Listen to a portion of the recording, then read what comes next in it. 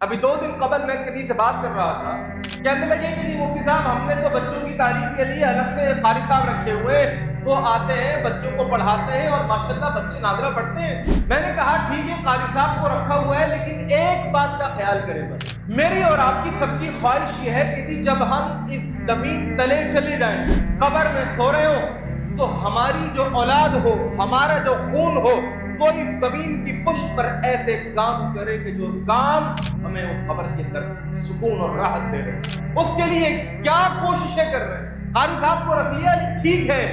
لیکن ایک کانٹے کی بات میں آپ کو بتا دوں کہ چھوٹے چھوٹے بچے ہیں نا، بڑی توجہ سے سنیں دیکھتا، جہاں اس کا قاعدہ مکمل ہو گیا، تھوڑی سی ریڈنگ آ گئی، 1-2 لائنیں خود پڑھنے کے قابل ہو گیا،